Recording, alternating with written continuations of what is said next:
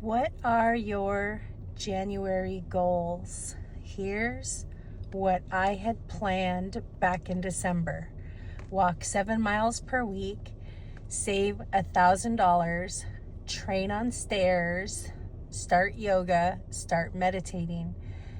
The way I was going to achieve those was by going to the gym 3 times per week and walking 2.35 miles per session, save $500 per paycheck, set up my yoga profile and sign in, make a list of places I can train on stairs, and meditate either upon waking or before bed. So I have a list of where I could train on stairs. I got sick, and I think today's day 23 of being sick for the month of January. Have I met all of my goals? No, but I'm giving myself an abundance of grace. Let's see. What are your goals this week? For me, I need to schedule an oil change and have my snow tires mounted. I purchased all-weather tires last October and figured that would get me through the winter, but I'm not impressed with them. And I have some work travel coming up that I need to drive to and would just feel a lot safer if I had snow tires. Then I need to gas up my van, mail Valentine's Day cards to my bonus grandsons, request a new login for the yoga subscription, and I'm out in the parking lot of the gym. So as far as up to yesterday, January 24th, I walked 9 out of 24 days for a total of 11.43 miles, and I'm going to go for a walk today, but I needed to take my inhaler, and I need to take that 10 to 15 minutes before I walk. So that's what I'm doing. I'm utilizing the time as I wait for the medicine to take effect before I go in and see what my body can do. Have I held myself to the 2.35 miles per session? No. I have just focused on healing and doing whatever my body can do.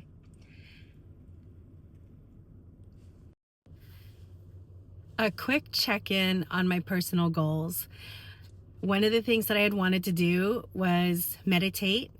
I did it once or twice as I was lying down, getting ready for bed, just trying to calm myself down into a nice, relaxed state for sleep, because that's really all I could do while I was really sick. The other thing I wanted to do is read German out loud, and I've tried a couple of times, but I wasn't impressed. The first time, I was laying on my stomach reading while I was sick, and it really compressed my lungs, and the video just wasn't very good when I reviewed it.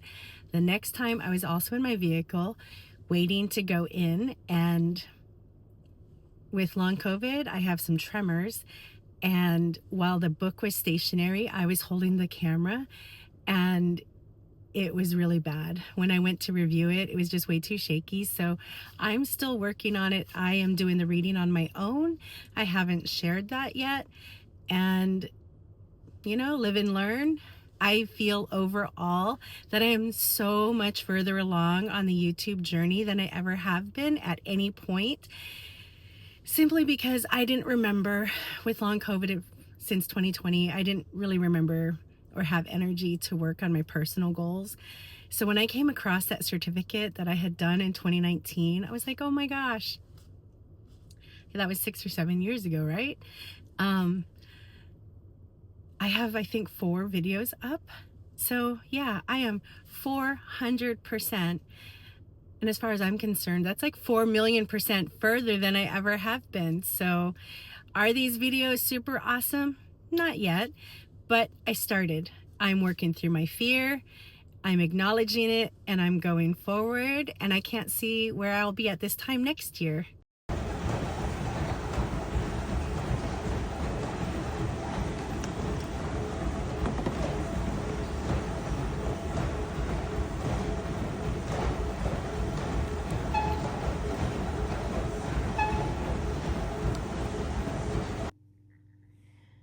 Well, I walked for 50 minutes today. I walked 2.11 miles, which brings my total miles walked up to 13.54, and I walked for a total of 10 out of 25 days this month. I just also realized that I had one other thing that I wanted to start doing again, which was spending 10 minutes a day on personal interests. It's something that I had done working up to Christmas. Starting last September, I sewed 250 pillowcases for friends and family for Christmas. And at some point, one of my colleagues shared how you should spend 10 minutes a day working on something for yourself before your workday begins.